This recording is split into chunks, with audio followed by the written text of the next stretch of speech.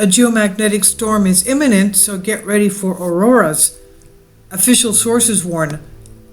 If you live at high altitudes, it's time to break out the camera. Space weather agencies predicting a solar storm from today, September 27, moderate with a chance of aurora.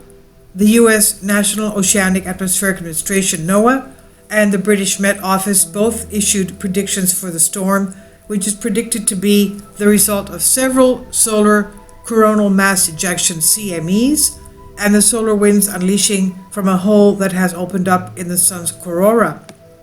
Although there could be as many as 4 CMEs that could affect our Earth, you don't have to fret. The storm will only get as high as a level G2, which means relatively mild on the 5-level solar storm scale, on which G5 is the strongest. At high altitudes, the predicted G2 storm may cause power grid fluctuations.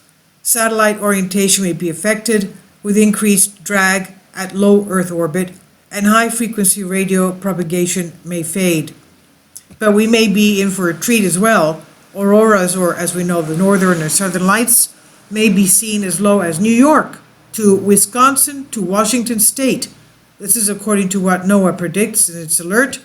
Solar storms are part of a pretty normal space weather, and it's coming in the coming few years, as we probably expect to see more of them. They occur when the sun gets a little rowdy in the form of CMEs and solar winds, causing disruptions to Earth's magnetic field and the upper atmosphere. Please support my Patreon account since YouTube has again demonetized my YouTube channel. The daily posts are 5 videos daily, and they are totally different from what I have on my YouTube channel. Thank you so much for your support and that you find all my content so interesting. You'll find the Patreon account details in the description box below. The CMEs are pretty much exactly what they sound like. The sun's corona, the outermost region of its atmosphere, erupts, ejecting plasma and magnetic fields into space. If the CME is oriented at Earth, the collision of the solar ejecta with Earth's magnetic field causes a geomagnetic storm. It's also known as a solar storm.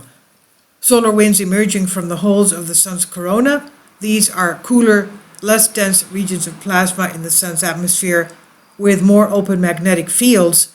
These open regions allow the solar winds to escape more easily, blowing electromagnetic radiation into space at high speeds. If the hole is facing our Earth, those winds can blow right at us, once again getting all up in our magnetosphere. The sun currently has both things going on. There are 4 CMEs which may affect the Earth, the British Met Office explains. 3 of these could arrive separately or as a single combined feature during September 27, that's today, tomorrow as well, with a further CME perhaps glancing the Earth later on 27th or during 28th of September.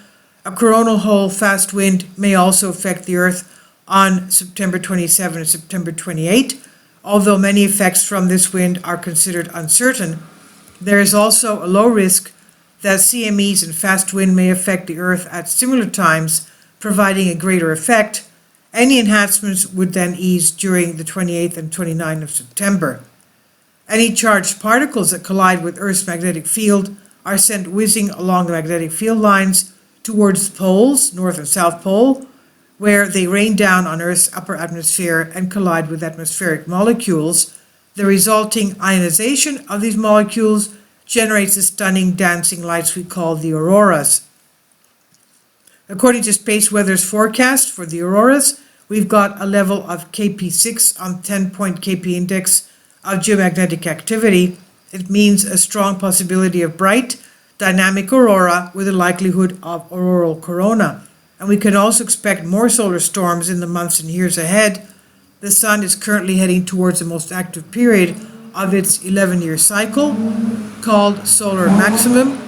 And during solar maximum, the solar magnetic field, which controls sunspot temporary regions of solar strong magnetic fields, solar flares, and coronal mass ejections, is at its strongest, and so too is its solar activity.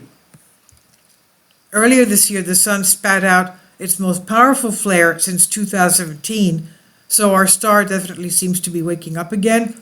And sunspot activity is expected to peak July of 2025, after which it will subside back to solar minimum. Okay, here we are in space weather, and these are our 4 sunspots. This is them right here. Major geomagnetic storm watch. NOAA forecasts there is 45% chance of G1 class minor to G2 class moderate geomagnetic storms today, September 27, in response to a passing CME. It means there's a 55% chance of no storm at all. So far, the 55% seems to be winning. Conditions remain quiet, and we'll wait for the CME. And okay, let's go here. Europe, let's go to the US. Okay, it's not working. Usually this, oh, here we go. Okay. This is the US. Again, it's not working. That's all right. We're not going to go into that. But we'll see it to Washington State, even New York, from what they said. Okay. I'll leave links below for you for this. This is on Science Alert by Michael Starr, and also Space Weather. Thank you for your support. Please leave your comments. Thank you.